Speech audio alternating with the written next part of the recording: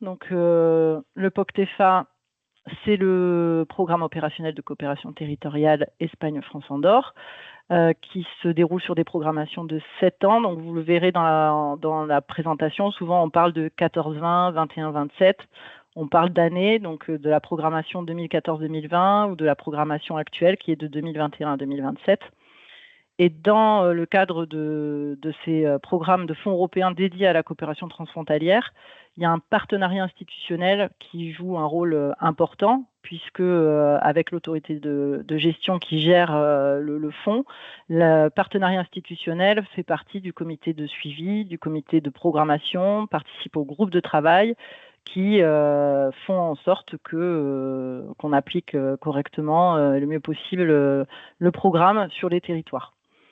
Et dans ce cadre-là, le département a un rôle en plus supplémentaire puisqu'il est coordinateur territorial de la zone ouest, c'est-à-dire que le territoire de la zone éligible est découpé en 3 territoires, est, centre, ouest, et que sur l'ouest, qui comprend la région Nouvelle-Aquitaine, l'Euskadi, la Navarre, la Rioja et l'Aragon, nous avons un rôle de coordinateur sur ce territoire, sur les projets qui, notamment, ont un partenariat exclusivement sur cette zone-là, qui ne sont pas transversaux, mais qui ont un partenariat concentré sur l'Ouest. Et donc, dans ce cadre-là, on assure le suivi de ces projets, on est le relais du POCTEFA au niveau du territoire, mais on a aussi un rôle de dynamisation, de coordination, d'émergence de projets, d'accompagnement. Voilà, donc on est vraiment pour vous, les acteurs de terrain, les relais au niveau du POCTEFA pour pouvoir discuter et répondre à vos questions et vous accompagner. Si vous le voulez bien, on va commencer la présentation. Donc, je vous ai fait une petite introduction, on va rentrer dans le vif du sujet. Aujourd'hui, ce qui nous rassemble, c'est un appel à projet spécifique et c'est aussi une nouveauté dans le cadre du POCTEFA, c'est un appel à projet pour les petits projets, un appel à petits projets. C'est un choix justement de l'ensemble du partenariat institutionnel qui comprend, j'ai oublié de le dire, mais qui comprend également les États, donc le représentant de l'État côté français et l'État espagnol. Et qui souhaitait en fait pour cette programmation 21-27 donner la possibilité à des entités qui d'habitude sur les appels à projets dits classiques ne peuvent pas accéder, notamment pour des questions d'engagement financier important, de s'essayer à la coopération transfrontalière et de pouvoir rentrer aussi dans les dispositifs du POCTEFA. Donc l'idée, voilà, c'est d'encourager cette participation de nouvelles entités qui peut-être demain pourront aussi participer à des projets de plus grande ampleur. C'est promouvoir la coopération à une plus petite échelle, à l'échelle territoriale et à l'échelle financière également. Et pour ce faire, de le faire en vous facilitant les démarches. Et donc ça, on vous montrera un peu le processus qui est vraiment une nouveauté dans le cadre du POCTEFA, où on a voulu simplifier autant que faire se peut, je dirais pas au maximum, mais autant que faire se peut, pour que ce soit plus facile pour vous. En termes d'information générale, si vous ne le savez pas déjà, mais je suis sûre que tout le monde le sait, le calendrier, c'est que l'appel à petits projets est ouvert depuis le 21 janvier et il se termine le 30 mai 2025 à 14h. Il faut préciser le 14h. Après 14h, c'est plus possible.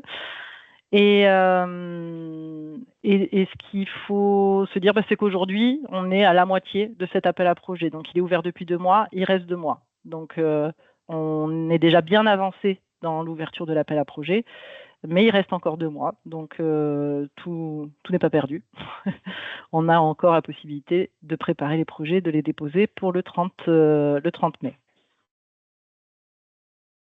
Pour rappel, la zone éligible du POCTEFA, c'est celle-ci, donc les 3 provinces de l'Euskadi, la Guipúzcoa, la Biscaye et l'Álava, la communauté forale de Navarre, la communauté autonome de la Rioja, et dans la communauté autonome de Huesca, la province d'Aragon, la province de Huesca et la province de Saragosse, côté espagnol, et en Catalogne, la province de Lleida, de Barcelone et de Gijón. Et de notre côté, ce sont tous les départements frontaliers, donc les Pyrénées-Atlantiques, les Hautes-Pyrénées, la Haute-Garonne, l'Ariège et les Pyrénées-Orientales, et la principauté d'Andorre, qu'on n'oublie pas, qui fait partie de notre zone éligible et de notre particularité aussi sur cette zone frontalière. Les entités qui vont pouvoir postuler, s'inscrire et candidater dans le cadre du POCTEFA, c'est un peu tout le monde, donc entités publiques ou privées. On rappelle que les associations, les fondations, etc. sont considérées comme des entités privées. Mais on peut trouver également des entités transfrontalières type GECT, consortiaux, associations transfrontalières. L'obligation, c'est d'avoir dans ce partenariat toujours 2 États différents, que ce soit la France, l'Espagne ou l'Andorre. Voilà. Et l'Andorre peut également aussi être chef de file. La particularité de l'Andorre, c'est que l'Andorre ne reçoit pas de FEDER. Elle peut être partenaire, mais elle ne recevra pas de FEDER. Je laisse la parole à mon collègue Julien pour la suite. Alors, vous l'avez peut-être déjà lu, mais donc l'appel à projet est doté de 4 millions d'euros et il est réparti en 5 priorités, donc les priorités qui sont indiquées dans le programme opérationnel du POCTEFA. Je veux bien que tu passes la diapo, du coup, merci. Voilà, donc les thématiques, vous les avez là. Il faut noter qu'il y a un objectif spécifique dans la priorité 1 qui n'est pas éligible sur cet appel à petits projets, c'est la recherche et l'innovation. Mais mis à part ça, vous pouvez candidater sur toutes les autres priorités et vous inscrire donc, puisque quand vous déposez, vous devez en choisir une pour vous inscrire dans l'une ou l'autre de ces priorités. Même si parfois, des projets peuvent faire référence ou s'inscrire dans plusieurs d'entre elles, mais majoritairement, il faut en choisir une pour se positionner. Alors ensuite, on va passer plutôt aux finances et à la mécanique de gestion financière et d'éligibilité des dépenses. Donc bon, rappelez les taux de cofinancement de 65%. Ce qui distingue cet appel à petit projet de l'appel à projet classique, c'est le coût total éligible maximum, qui est de 200 000 euros par projet, avec un budget minimum par entité partenaire demandé de 15 000 euros. Voilà, donc ça, c'est les règles vraiment particulières à cet appel à petit projet. Donc, si vous avez des questions à ce sujet, on pourra y répondre tout à l'heure. Et ensuite, avec donc des frais de préparation qui sont des coûts de personnel que vous pouvez intégrer et qui sont des coûts qui sont éligibles, mais préalablement au démarrage du projet. Voilà. Donc, vous avez la date du démarrage du projet, les coûts de préparation interviennent avant. Mais vous pouvez les valoriser dans votre budget. Donc, plus précisément sur les frais de personnel, donc vous valorisez les coûts du personnel employé dans vos structures et dans les structures des partenaires du projet. Ces personnes, donc, sur une partie de leur temps de travail, vont contribuer à ce projet. Donc, ce temps-là est valorisable via des éléments de bulletin de salaire, d'attestation. Donc, tout ça, vous l'avez dans le manuel du programme. Donc, on vous invite on en fera un rappel encore tout à l'heure, mais on vous invite à le consulter pour voir comment concrètement vous allez justifier de ces dépenses-là, pour justifier du temps passé sur le travail, sur le projet et comptablement, qu'est-ce qu'il faut produire comme pièces, comme les bulletins de salaire, par exemple.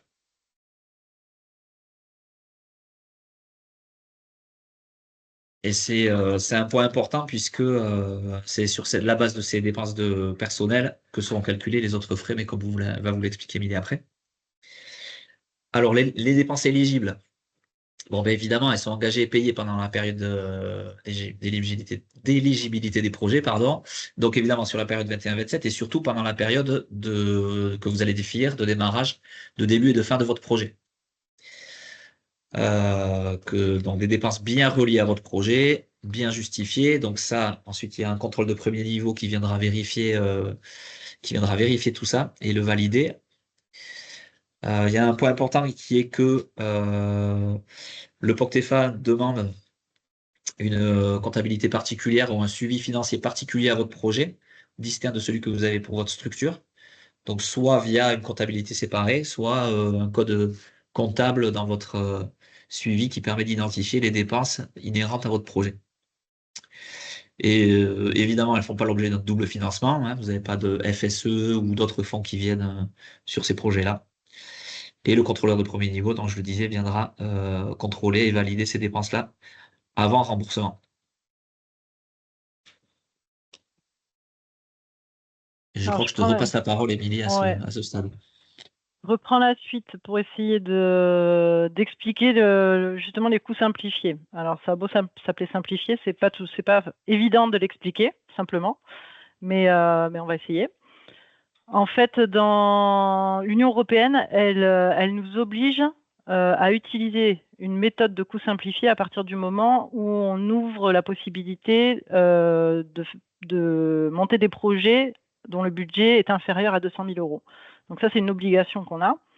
Et dans le cadre de ces coûts simplifiés, en fait, on a sur cette programmation 2 options qui vous sont proposées et qui vont dépendre de vos expériences passées.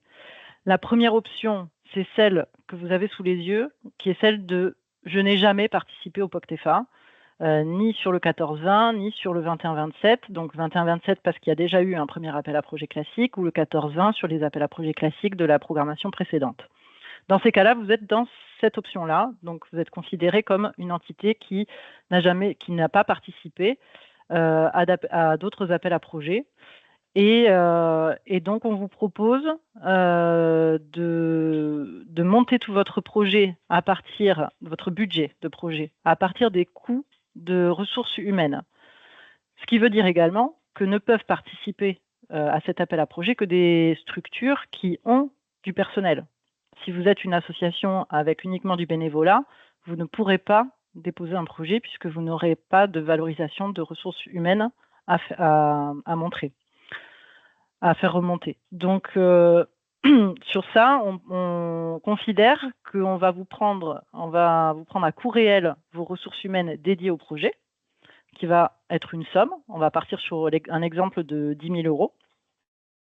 Et l'option de coût simplifié, c'est que sur ces 10 000 euros, automatiquement, si vous rentrez dans cette option, on va vous verser 40% de cette somme en plus de votre budget.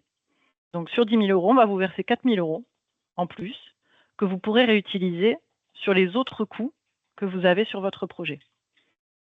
Par contre, sur cette somme-là, nous ne vous verserons que l'équivalent des 65% du FEDER. Donc, on l'a dit au tout début, l'intervention dans le cadre du POCTEFA, c'est 65%. Donc, sur 10 000 euros, vous recevrez 6 500 euros de FEDER. Sur les 4 000 euros, vous recevrez 2 600 euros aussi de FEDER, qui correspond aux 65%. Et donc, sur vos 10 000 euros de dépenses de ressources humaines, vous toucherez 9 100 euros de FEDER. Donc ça, c'est l'option 1. L'option 2, c'est les entités qui ont déjà participé à un autre projet et qui ne peuvent pas accéder à cette option-là et qui ont donc une autre option qui est celle toujours des coûts réels de ressources humaines, mais au lieu d'avoir 40% en plus sur leur budget, elles auront 15% qui seront dédiés aux frais de personnel, aux frais de bureau et d'administration, et 6% pour les frais de voyage. On pourra en reparler, mais ce que je n'ai pas dit sur les 40%, ou là d'ailleurs sur les 15% de frais de bureau, il n'y a pas de justificatif à apporter. Donc, c'est vraiment une somme qu'on vous donne en plus et que vous devez dédier au projet, qui pourra être contrôlé dans un autre cadre que celle du POCTEFA. Donc, il faudra avoir quand même des pièces justificatives qui expliquent où est parti cet argent. Mais on ne vous demandera pas, dans le cadre des procédures de certification du POCTEFA, d'apporter des pièces justificatives sur ces dépenses-là. Excepté donc là sur les 6% des frais de voyage, à la première certification, on vous demandera la preuve d'au moins un voyage avec différentes pièces justificatives. Et à partir de là, on vous ne les demandera plus. Donc voilà les 2 options qui s'offrent à vous en fonction de votre expérience passée dans le POCTEFA. Au niveau des déclarations de dépenses, donc on est sur, on l'a dit au début, 15 000 euros d'engagement financier par partenaire minimum par projet, enfin par partenaire, par projet, par partenaire dans le cadre d'un projet qui, lui, doit être inférieur à 200 000 euros. Vous aurez la possibilité de déclarer vos dépenses une fois par an. Les dépenses déclarées, évidemment, doivent être payées et justifiées. Vous apporterez la preuve qu'elles ont été payées. Là où nous, on met un point de vigilance, surtout pour des entités de petite taille, c'est l'avance des frais. Donc, dans le cadre de votre projet, vous devrez avoir pensé à que dans les fonds européens, il faut faire l'avance de tous les frais. Donc, il faut pouvoir le faire. Donc, ne vous engagez pas à une hauteur que vous ne pourriez pas tenir ou qui vous mettrait dans une situation de difficulté. Dans la mesure du possible, et ça c'est vraiment notre expérience passée qui va faire qu'on va faire le maximum, les frais de remboursement devraient rentrer dans un délai de 6 mois. Donc à partir du moment où vous avez une déclaration, vous avez déclaré ou vous avez fait votre remontée de dépenses et vous avez été certifié, dans un maximum de 6 mois, vous devriez être remboursé.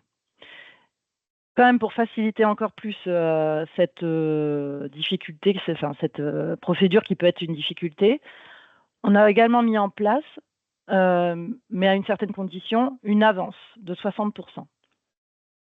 Mais celle-ci ne se déclenche déjà qu'une seule fois dans votre projet, dans votre déclaration. Excusez-moi. Pardon. Et elle se déclare, elle ne se met en place qu'à partir du moment où vous allez déclarer une somme supérieure à 3 000 euros. En dessous de ces 3 000 euros, cette avance ne peut pas être faite. Donc, si vous, dans votre déclaration en tant que partenaire, tout seul, pas au niveau du projet, en tant que partenaire, vous avez une déclaration, vous faites votre remontée de dépenses au bout d'un an de plus de 3 000 euros, une avance de 60% du FEDER vous sera versée. Donc, dans le tableau, vous voyez, il y a 3 partenaires. Il y en a un qui va déclarer 5 000, l'autre 10 000, l'autre 2 800 euros. 2 800 euros, il n'a pas d'avance. 5 000 et 10 000, il aura une avance qui donc correspond à 1 950 euros pour 5 000 euros ou 3 900 euros pour 10 000 euros. Et le reste, le solde, sera versé à la fin de la certification des dépenses. Donc, dans ces délais de 6 mois. Donc, ça a l'air comme ça un peu intéressant, mais c'est vrai qu'en termes de montant, en fonction de la dépense effectuée, ce n'est pas une avance qui permet non plus de se renflouer son fonds de trésorerie. Voilà, j'espère que j'ai été claire sur ça, mais vous n'hésitez pas à poser des questions aussi à la fin. On prendra les questions à la fin de la présentation. Vas-y, Julien. Alors, une fois que vous avez fait votre déclaration, intervient le contrôle de premier niveau. C'est un auditeur qui a fait l'objet d'un marché, un appel d'offres au niveau du POCTEFA, qui est chargé de valider les dépenses présentées. Donc, il va intervenir rapidement pour voir ce que vous avez saisi sur la plateforme informatique du POCTEFA, vérifier ces éléments-là, et si c'est bon, continuer le circuit de validation de ces dépenses. Voilà. Il peut y avoir d'autres types de contrôles. Donc, le contrôle de deuxième niveau, ils sont réalisés, le responsable, c'est le Ministerio de Hacienda du gouvernement espagnol. Donc là, c'est par échantillonnage, donc sur les projets. C'est un deuxième niveau de contrôle. Et après, il peut y avoir d'autres types de contrôles, Cour des comptes européenne, Commission européenne, etc. Ce qui est important de dire, c'est que ces contrôles peuvent intervenir bien après la fin du projet et que donc ça oblige à la conservation des pièces pendant plusieurs années après la fin de votre projet. Donc ça, vous le verrez, c'est dans les documents officiels que vous signez lorsque on vous attribue la subvention. Et donc, notamment, il est demandé de bien conserver les documents au moins 5 ans après le 31 décembre de l'année du dernier paiement. Donc, une fois que vous avez fait votre dernière déclaration de dépenses, il se passe quelques mois, vous êtes payé, et voilà. Bon, en gros, 5 ans après, il faut conserver les documents au cas où un contrôle intervient. Ensuite, on vous conseille donc de vous référer à tous ces documents. Le programme, bien sûr, où vous allez trouver les priorités thématiques dans lesquelles inscrire votre projet, hein, selon voilà, votre secteur d'activité, le projet commun que vous avez avec votre ou vos partenaires espagnols. Le manuel du programme qui va vous donner très concrètement voilà, la boîte à outils justement pour bien indiquer vos dépenses, comment calculer vos ressources humaines, quels documents vont vous être demandés, etc. La résolution stratégique et environnementale du programme et le formulaire de candidature pour d'ores et déjà préparer voilà, votre argumentaire de projet, répondre aux différentes questions qui sont posées dans ce document. Donc ça, vous le trouvez aussi sur évidemment le site du POCTEFA, où vous avez tous ces documents à disposition. Et bien sûr, l'appel à projet, très oui. important. Et le formulaire de candidature, bien que vous l'ayez en format Word sur le site du POCTEFA, le vrai formulaire de candidature, vous le remplissez dans le CIGEFA en une seule fois par l'entité ou la personne qui représente le chef de file du projet. Et vous pouvez le préparer sur ce document Word, mais le formulaire, il est à remplir directement sur la plateforme qui s'appelle CIGEFA du POCTEFA. Alors, on vous a fait une petite chronologie du cycle de vie du projet. Donc, on l'a dit, le projet est lancé depuis le 21 janvier. Il va se terminer au 30 mai à 14 h avec tous les formulaires de candidature qui ont été déposés. Pardon. Avec certaines conditions. Ça, vous l'avez aussi dans tous les documents, hein, mais en français, en anglais, en espagnol. Et surtout, on met un petit point de vigilance sur la traduction de ces formulaires de candidature. Donc, souvent, on a une version qui a été écrite à l'origine et puis après une traduction qui n'est pas toujours fidèle à la version d'origine. Et ça, c'est un peu... c'est pas un signe, un indice de bonne qualité quand même de projet. Donc, on vous préconise d'avoir vraiment des projets identiques, des versions identiques et de bonne qualité dans la traduction. Donc, ça, c'est pour la phase de candidature. Au 30 mai, donc nous, on clôture tous les projets. Ensuite, il y a une petite phase d'admissibilité ou de recevabilité des pièces. Donc, on a 10 jours supplémentaires pour évaluer donc tous vos dossiers. S'il manque des pièces, on vous demande que dans un délai de 10 jours, vous puissiez nous les envoyer. Et à partir de la fin de ces 10 jours, on clôture vraiment la réception des dossiers et on commence l'instruction. Donc là, vos dossiers de candidature vont partir dans tout le partenariat institutionnel et dans tous les services sectoriels compétents qui vont noter les projets selon les critères qu'on va vous présenter après, mais que vous trouverez aussi dans les documents. Donc voilà, ensuite après on se réunit. C'est une grande période, c'est une période assez longue, mais parce qu'il y a beaucoup de phases dans cette période-là. Donc à la fois l'instruction des dossiers, mais après aussi la réunion en fonction des projets des différents partenaires institutionnels concernés. Ensuite, on convoque une réunion technique plénière. Ensuite, on convoque un comité de programmation avec les élus pour donc programmer les projets qui vont être classés en fait évidemment en fonction de leurs notes, donc de la meilleure jusqu'à la plus basse. Et ensuite, on pourra publier la programmation. À ce moment-là, au niveau de la programmation, on sera déjà à la fin de l'année. Donc ça, faut l'avoir en tête, c'est-à-dire que vous déposez aujourd'hui ou jusqu'au 30 mai, mais que la réponse ne vous sera apportée que fin d'année, voire peut-être début janvier, vraiment au plus tard.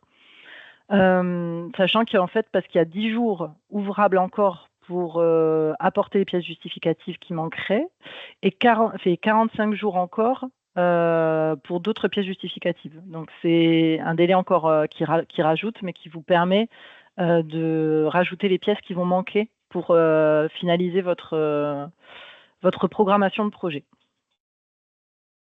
Donc voilà, donc bon, donc vous pouvez, comme on l'a dit, les frais de préparation peuvent couvrir toute la période précédente au 30 mai 2025. même, non, ils peuvent couvrir jusqu'à la veille de votre début de projet. Donc à vous de voir aussi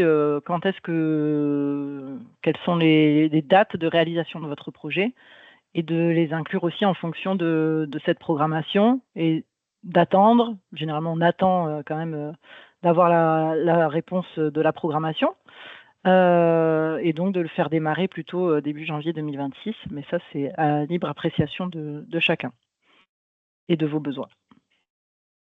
Donc on vous présente rapidement aussi les critères d'évaluation.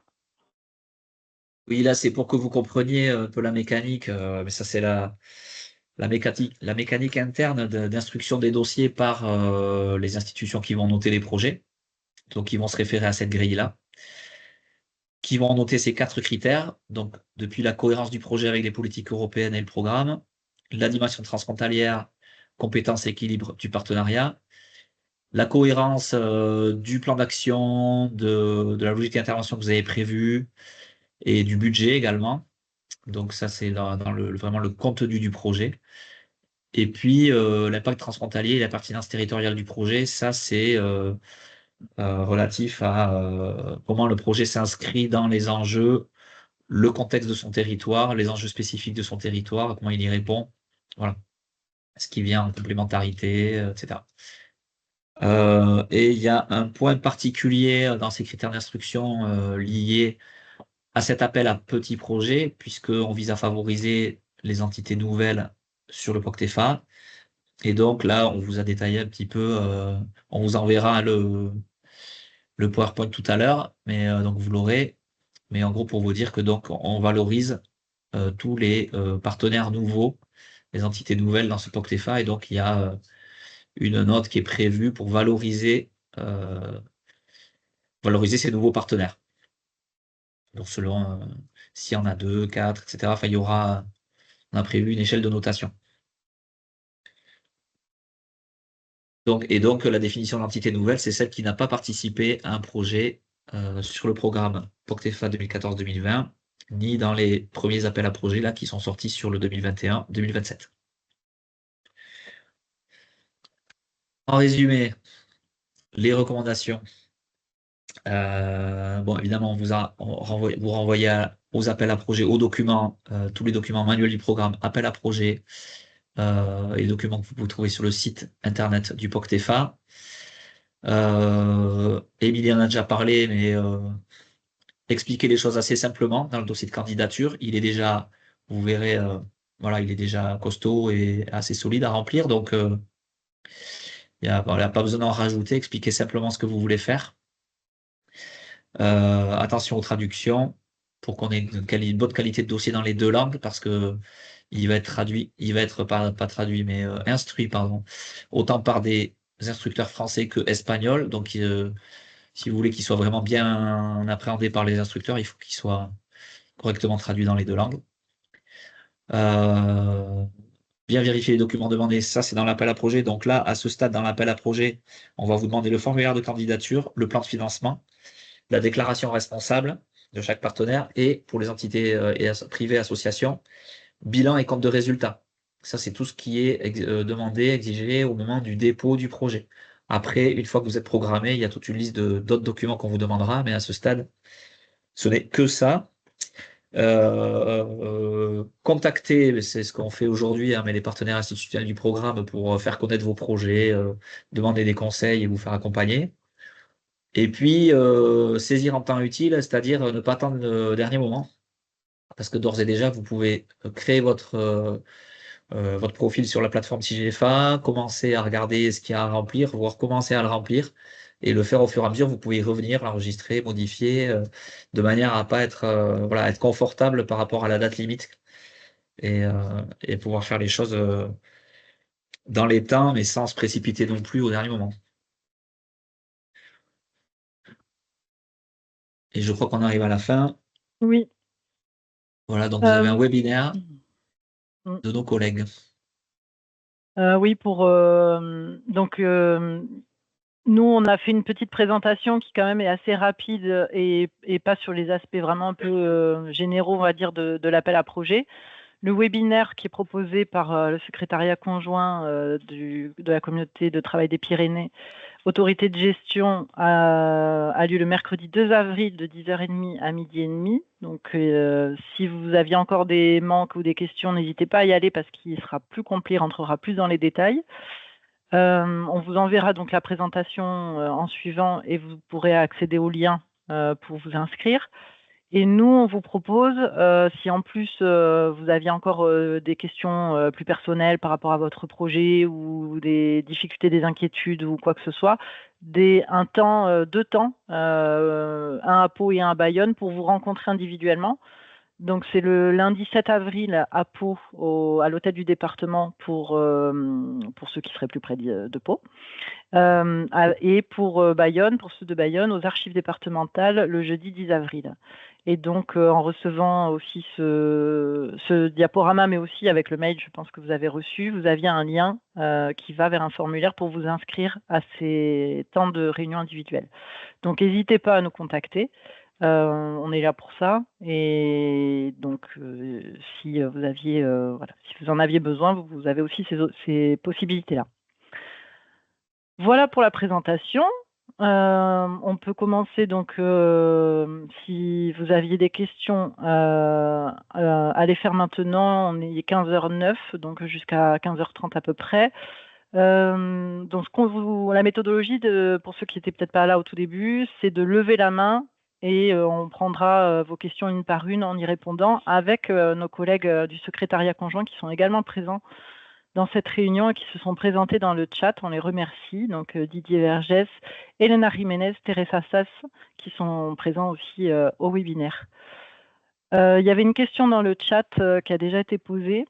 C'est donc les 65% de subventions sur le personnel, est-il global ou calculé par partenaire? En fait, il est calculé par partenaire puisque les certifications, elles sont remontées par partenaire. Donc, il y a évidemment le budget global, mais tout ce qui est des dépenses de chacun, ce sont des dépenses individuelles que vous remontez chacun de votre côté, même si elles sont coordonnées par le chef de file qui, lui, a la responsabilité de coordonner, de faire remonter, de valider la fin de la déclaration. C'est chacun qui va remonter, qui va recevoir aussi directement les financements pour lui. Est-ce qu'il y avait des questions? Est-ce que certains souhaitent poser des questions en levant la main? Ou alors, est-ce qu'on a été très très clair? Non. Alors, pas été si clair. Je vous ouvre le micro. Oui, c'est bon. Normalement, vous pouvez vous-même décocher votre micro maintenant. Ok, c'est bon. Oui, merci beaucoup. Bonjour. Bonjour. Alors, on avait une question concernant les partenaires qui auraient déjà participé à un appel à projet POCTEFA. Donc, on a bien compris le volet coût du personnel, mais concernant le calcul des coûts restants, on a un doute sur le pourcentage fixe. Les 15% relatifs aux frais de bureau et administration et les 6% de frais de voyage, on parle bien de 15% du coût de personnel et 6%, c'est bien ça? Oui, c'est ça, oui. C'est vrai que je n'ai peut-être pas précisé, mais effectivement, c'est calculé sur le coût réel déclaré des frais de personnel. D'accord, merci. De rien.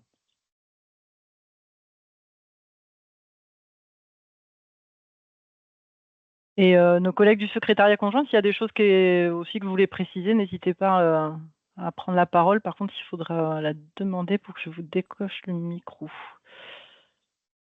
Voilà. Allez-y, Madame Casal, vous pouvez prendre la parole avec le micro si vous le décochez. Ah oui, c'est bon. Voilà. Bonjour. Je voulais vous demander si est-ce qu'on cumulait plusieurs points faibles, c'est-à-dire un budget déséquilibré entre la France et l'Espagne, des frais de personnel qui représentent au moins 50% du budget, et le fait que ce ne soit pas une première participation, ça nous met en réelle difficulté concernant le classement général du projet. Vous m'entendez? Moi, je dirais que non. Je dirais que non. Non, on peut le tenter quand même. Alors, parce que bon, l'équilibre financier France-Espagne, c'est D'ailleurs, il y a rien d'indiqué très précisément, donc ça dépend de quoi on parle. Ça, c'est assez relatif. Les 50% de frais de personnel, je ne sais pas si Ouais. ça va se poser sur cet appel à Mais petit non, projet, étant donné mm, c'est qu'il n'y a que pas des frais de d'autres personnel. qu'il y a pas d'autres frais. Donc, Ok. et en plus, même dans ces cas-là, c'est une recommandation. Et on a déjà vu des projets dépasser ce seuil en l'expliquant, hein. C'est typiquement le cas des projets de recherche, hein, Ok. où on a beaucoup de temps passé et de ressources humaines. Je crois Ok. c'était ces deux éléments. Il y en avait un autre. Ah oui, le fait de ne pas être Euh, nouveau. Non, c'est ça? oui, c'est pas être nouveau, c'est Ben, simplement, les entités qui sont pas nouvelles, ben, bénéficieront pas de la petite note en plus. Mais bon, Ok. là, on peut pas vous dire si ça sera pénalisant. ok, je vous remercie.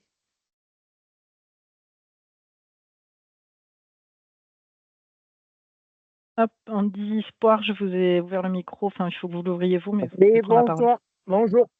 Bonjour. Bonjour. Je vous appelle de la part d'Emily Parta Sissoko. Vous connaissez très bien. Oui. Voilà. Je suis tout nouveau dans le système. Je n'ai pas de salarié, malheureusement, on ne pourra pas le faire, c'est ça? Ah oui, non.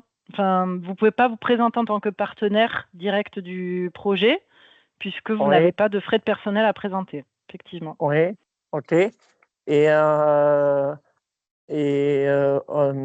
Malheureusement, on ne pourra jamais le faire. Dans le cadre de cet appel à projet-là, effectivement, non, ce n'est pas possible. Bon, ok. Je commence à y douter un peu, mais Mais c'était pour ça. si vous connaissez Émilie, Émilie. Oui, non, ça mais veut dire que je vous la êtes connais peut-être en lien avec le depuis un projet mois. Tiaki? Plus ou moins. C'est plutôt elle qui le fait, le lien. D'accord. Mais moi, je vais vous faire un lien plutôt sur l'autisme qu'on avait vu sur la République il y a moins de 6 mois. Moins d'un mois, plutôt. C'est lors de la conférence de presse, alors du lancement des Oui, appels à projet, oui, ouais. avec le Et projet c'était, Tipir. voilà, et c'est sur le projet associatif de l'autisme Pyrénées-Atlantique, Mhm. Espagne et Andorre. Mm. Et moi, je suis plus basé sur le sport, Mm. mais si on peut aider d'autres associations, comme j'ai 80% d'handicap, je suis aussi IMC, environnement cérébral moteur. Voilà. Et j'aimerais essayer d'inviter d'autres personnes à Parce que ce m'aider. qu'on peut faire, c'est que je pense que pour un financement par petit projet, bon, visiblement, ça marche pas. Par contre, nous, on est en contact avec Autisme Pau Béarn Pyrénées, par exemple, qui est le partenaire Ouais, du projet POCTEFA. ouais. On peut vous mettre en Et donc, relation, on peut vous mettre en relation. ouais, mais je l'ai le numéro là, Christian Mm. Soutou là. C'est ça. Je l'ai. Je l'ai. Mais lui, il m'a dit que l'an dernier, ils ont gagné le projet avec l'Espagne déjà, avec Geneviève Berger, tout ça. Et lui, Geneviève Berger, elle m'a dit, on peut le faire, mais on n'a pas de salarié, c'est ça le truc. Mm. Voilà. C'est Ok, bah dommage qu'ils ne sont écoutez, pas ouverts à des associations qui n'ont pas de salariés. Oui, mais c'est justement aussi pour anticiper cette difficulté que pourraient avoir certaines structures à débloquer ou avoir tous les fonds pour avancer l'argent aussi. Ok, ok. Parce que c'est vraiment une des difficultés de ce programme, hein. C'est vraiment qu'il Ouais. faut avancer vraiment tout le budget. Après, d'ici 4 ans, on aimerait faire une fondation handicap. Et Philippe Echeverriet, que vous connaissez très bien, mieux que moi, je pense, il m'a dit il faut foncer. Voilà. Et là, j'ai rencontré une mairesse d'Agenmo dans les Landes. Elle m'a dit on serait peut-être partenaire avec la Nouvelle-Aquitaine et les Landes et Pyrénées-Atlantiques pour faire une fondation à plusieurs. Voilà. Comme il n'y en a pas. Il n'y a pas de fondation handicap dans les Pyrénées-Atlantiques. Et si on le fait, on gagnerait plus d'argent et plus de financement. Entendu. Ben, du coup, si vous avancez sur ça et éventuellement sur le volet transfrontalier, vous avez nos coordonnées, vous pouvez nous écrire pour nous tenir au courant et si vous avez besoin Ben, d'appui moi, sur ces mon relations projet, transfrontalières. Et je vous propose qu'on passe à une autre question puisque le temps passe et OK. qu'on puisse donner une autre question. Hein, mais vous nous OK, écrivez bon, sans problème. non, mais Émilie, vous contactez avec moi, on te prendra des rendez-vous avec Madame Bettencourt et vous-même pour d'autres projets aussi. Très Oui, bien, sans problème. Voilà. Bon, je te remercie merci pour avoir laissé Merci. le micro ouvert. Merci Julien et merci Émilie. Émilie. Merci. Voilà, merci Émilie. Au revoir. Au revoir. C'est bon, Cécile, vas-y. Ouais. Bonjour à tous. J'ai une petite question. Finalement, Quel je est le peux rôle pas le exact faire le projet. du... Ah bon? Vous Non, m'entendez ou pas? Oui, moi je sais Oui. pas de. Attends, c'est bon.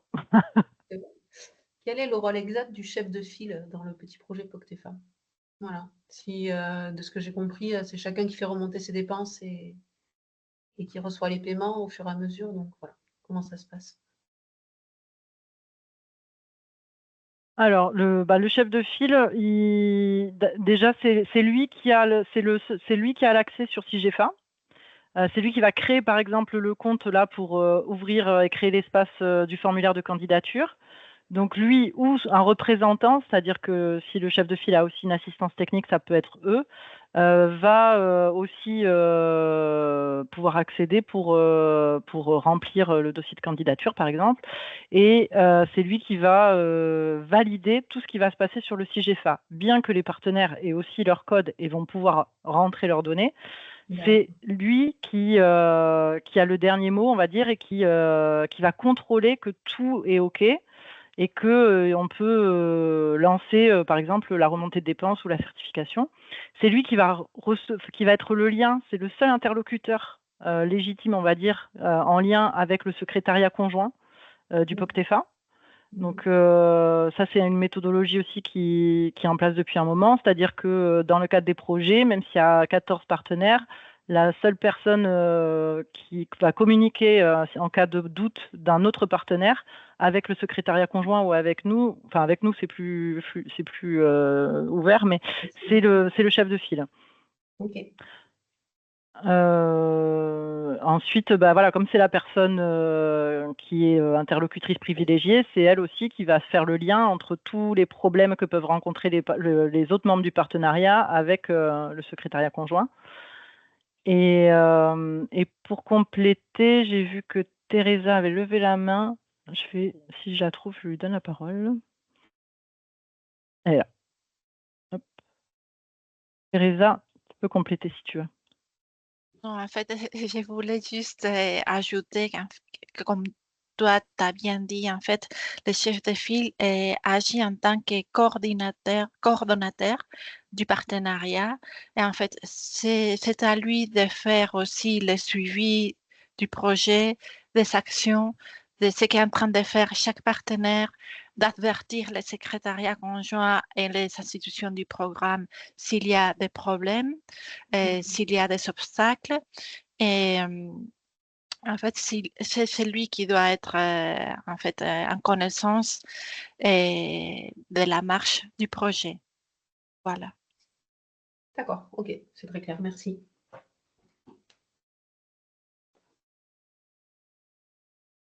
Samantha? Allô? Oui, on vous entend. Oui. Bonjour, Samantha Etchechouri de l'association Danza Carioca.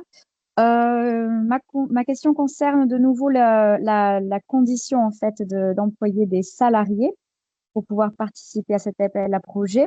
Et je voulais savoir si ça devait être des salariés à l'année de l'association ou embauchés, par exemple, ponctuellement pendant les événements prévus. Alors moi, je dirais que ce sont les salariés de votre entité qui sont dédiés au projet, donc que ce soit sur un temps court ou long, La seule exigence, c'est que le travail pour lequel ils sont embauchés, ou une partie de leur feuille de mission, soit dédiée au projet et que ce soit celle-là qui soit déclarée dans le projet. Donc, ça ne veut pas forcément dire qu'effectivement, c'est une personne que vous embauchez à l'année. Ok, donc concrètement, par exemple, si je veux embaucher des artistes pour un concert de musique, un exemple, ils vont être salariés sur cette période-là pour donner un concert. Ça n'est pas comptabilisé, ça ne rentre pas dans le cadre des salariés tel que vous l'entendez comme préparation Alors, ça du dépend projet. si c'est salarié ou caché d'artiste. Là, oui, là, par intermittent du spectacle, ce sera un cachet. Du coup, non, alors ça ne rentre pas. Non, ok. Ouais. D'accord. Et si ce sont des salariés, par exemple, employés de mairie, des techniciens employés de mairie qui sont salariés à l'année? Mais la mairie serait partenaire du projet? Oui. Si la mairie est partenaire et qu'elle veut valoriser du temps de ses salariés dans le projet, ça oui, c'est possible, oui. D'accord. Ok. Très bien. C'était ma question pour voir si on pouvait rentrer dans cet appel à projet. Mais le statut autonome, indépendant, côté français ou côté espagnol, dans le cadre des projets, n'est pas considéré comme un emploi des entités, du partenaire, et donc ne peut pas être éligible aux dépenses des ressources humaines ou des frais de personnel. D'accord. Ok. Très bien. C'était ma question. Je vous remercie. De rien. Madame Blanche? Monsieur?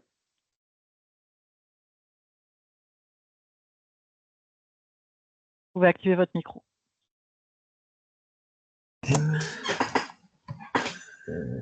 Oui.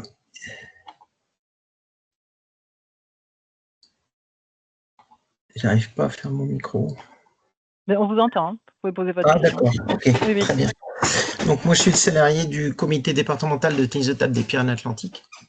On organise depuis plus de 15 ans des actions transfrontalières, notamment des compétitions qu'on appelle la Coupe des Pyrénées, des stages d'été aussi, en collaboration avec nos voisins espagnols.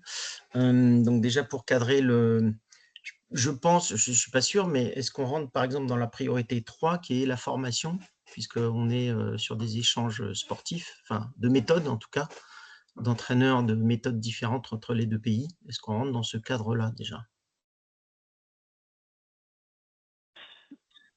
Sachant que l'objet de votre projet, ce serait la réalisation de tournois autour de ce que vous appelez la Coupe des Pyrénées? Oui, alors il y a tournois et stages aussi. Des stages de plusieurs jours avec hébergement entre nos deux entités, en fait. Bon, il faut que dans l'écriture de votre projet, vous puissiez démontrer vraiment l'aspect formatif de l'événement. D'accord. Est-ce que dans le cadre où on prend rendez-vous le 7 avril à partir de 14 h, si on s'inscrit, si on rencontre l'un d'entre vous on pourra regarder ça plus en détail si vous souhaitez, ouais. D'accord, oui, pour savoir si on est éligible ou pas. Ouais. On se détermine. Ok, très bien. Merci beaucoup. De rien. Il y a une question dans le chat, enfin pas une question, une précision.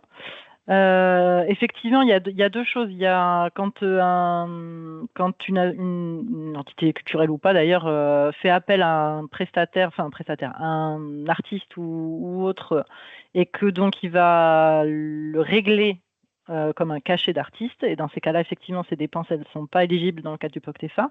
Mais il peut y avoir un statut effectivement d'intermittent ou alors il est embauché, et donc il y a une fiche de salaire, il est vraiment embauché par la structure. Et si c'est le cas de l'intervention dans la conversation, de mon point de vue, ces frais-là, effectivement, sont éligibles dans le cadre d'un projet. Ça, je veux bien une validation d'un des membres du secrétariat conjoint sur ça. C'était un peu la question également aussi la précision dans l'intervention, dans le chat. J'aurais dit la même chose. Moi, j'invite les structures là, qui sont dans ce cas-là. Donc, c'était Samantha, je crois, à regarder le manuel du programme et la manière dont sont abordées les ressources humaines et comment on peut les valoriser dans le projet pour voir si ça peut correspondre à votre situation. Il faut bien regarder si effectivement il y a une fiche de mission pour ce salarié, des bulletins de salaire, enfin tout ce qui vous sera demandé de produire pour justifier de cette dépense. Il faut s'assurer de ça. Faut s'assurer de ça. Et vous pouvez venir lors du rendez-vous à Pau ou à Bayonne avec Émilie et moi pour qu'on examine ça ou bien nous le soumettre par mail ou comme vous voulez. Pour qu'on l'examine de plus près. Je crois que Didier arrive à la rescousse. Ouais, vas-y Didier. Bonjour, vous m'entendez? Oui? Oui. Ok. Bon, je ne sais pas si je vais pouvoir apporter beaucoup plus d'éléments que ceux que vous avez déjà fournis, c'est-à-dire que les dépenses de personnel, effectivement, doivent être justifiées avec des salaires, des bulletins de salaire, tout ce qui est fourni déjà pour des salariés. Donc, si les personnes seront en possibilité de fournir ces éléments justificatifs à ce type de dépenses, ça sera possible de les inclure dans le projet, effectivement. Donc après, si c'est des permanents, des temporaires, des indéfinis ou définis, du moment où les pièces peuvent être fournies, ça peut être pris en compte. Je ne sais pas si ça aide beaucoup plus aux éléments de réponse que vous avez déjà Bon, en tout cas, donnés. ça confirme. Oui. Merci Didier. Est-ce qu'il y avait d'autres questions? Sinon, on est vraiment dans le bon timing. Et oui. Ah, attendez, je vous ouvre le micro. Non, je suis pas sûre. Voilà, pardon, vous pouvez y aller. Hop, merci. Donc, c'est de nouveau Arnaud à l'Office de tourisme Pays Basque. On souhaitait savoir si par hasard vous teniez à jour une liste de partenaires potentiels pour une mise en relation avec d'autres partenaires de l'autre côté, justement, par thématique. Alors, une liste, non. Mais ça fait partie de nos missions, en tout cas, de vous aider dans la recherche de partenaires en activant nos réseaux à nous, en fait, de l'autre côté, nos collègues homologues, voilà, qui travaillent aussi au transfrontalier, qui sont dans les institutions et qui peuvent aller chercher aussi les contacts si nous, on ne les connaît pas déjà. D'accord. Et si on trouve un partenaire donc, sur la thématique souhaitée qui, lui, n'a jamais participé, par exemple, à un POCTEFA, c'est le cumul des points des deux partenaires qui vaudra le total pour l'instruction. Non, nous, dans notre cas, on a déjà participé à des projets POCTEFA. Alors, ce n'est pas un cumul de points, c'est une proportion sur dans le nombre de partenaires que vous êtes. Oui. Si vous êtes deux. S'il y en a un sur deux qui est nouveau, ça vous vaudra la moitié des points voilà, qui est prévu. Très bien. Merci. De rien. Il y a Teresa et Didier. Alors, je crois que c'était Didier en premier, donc Didier, tu peux y aller. Merci, merci. Non, juste pour compléter ta réponse, Émilie, vous avez aussi sur le site portefa.eu la possibilité de rechercher des entités partenaires qui peut vous aider à trouver justement des entités par thématique, par objectif, par pays, par région, ou des entités qui sont aussi en recherche s'inscrivent ou des entités qui sont déjà partenaires de Portefa sont inscrites. Et l'autre outil qui peut être intéressant, c'est Capitefa. Capitefa.eu qui peut aussi vous aider à regarder des projets passés, donc éventuellement sur les thématiques, retrouver des entités partenaires intéressantes pour le territoire ou pour la thématique. Voilà. Tout à fait, merci Didier. Teresa, je crois que tu peux prendre la parole aussi. Oui, merci. En fait, rien à ajouter parce que Didier l'a tout dit, seulement que dans le site web POCTEFA, dans le buscador de socios, vous pouvez aussi vous enregistrer en tant qu'entité qui recherche des partenaires. Donc, voilà. Ah oui. Voilà. Ça, oui, non, on l'avait mis, donc POCTEFA, c'est POCTEFA, www.poctefa.eu, c'est l'adresse du site du POCTEFA. Vous avez vraiment toute, voilà, merci Didier, il a mis dans le chat l'outil. J'en profite aussi pour la dernière diapositive qui est toujours en partage. Vous avez aussi le mail info2127.poctefa.eu. Si vous aviez des questions également au secrétariat conjoint, vous pouvez les contacter directement aussi sur ce mail. Et puis nous, nos adresses mail aussi, voilà, pour d'autres questions, la recherche de partenaires, si vous voulez nous parler aussi de votre projet sur le territoire, voilà, nous, on peut avoir aussi pensé à des liens avec d'autres projets ou avec d'autres acteurs. C'est le moment de le faire. À J-2 mois, c'est maintenant. Est-ce qu'il y a d'autres questions? Bon. Juste rappeler, Émilie, que donc vous avez les adresses mail. Moi, je suis à Bayonne, donc pour les acteurs plutôt du côté Pays Basque, on peut aussi se voir sans problème. Et Émilie sur Pau, voilà. Oui, en dehors aussi des 2 jours qu'on a identifiés. Ah, voilà. Monsieur Blanche, allez-y.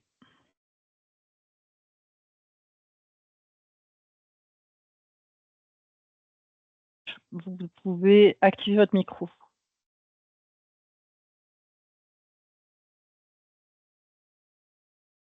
Non?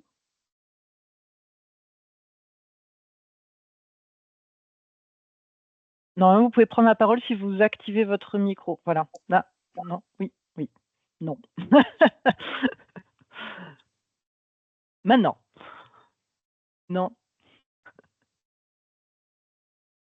On voit que vous l'allumez, que vous l'éteignez. Il faut que vous l'enleviez pour pouvoir parler. Je ne sais pas si ça marche. Oui. C'est bon? Oui, là, on vous entend.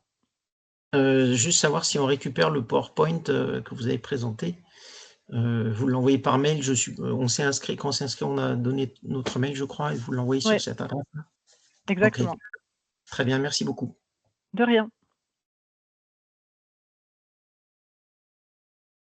Très bien. Écoutez, on vous remercie pour votre participation, votre intérêt. On vous souhaite surtout bon courage et bonne continuation et plein de bonnes idées pour vos projets. Et n'hésitez pas donc à nous solliciter, à travailler avec vos partenaires le plus possible, à vous voir. C'est important aussi de se rencontrer, de faire les choses ensemble. Et donc, comme on vient de le dire, on vous envoie toute cette présentation avec les liens dans l'après-midi, suivant. Et voilà. Merci beaucoup à tous. Au revoir. Merci, à bientôt.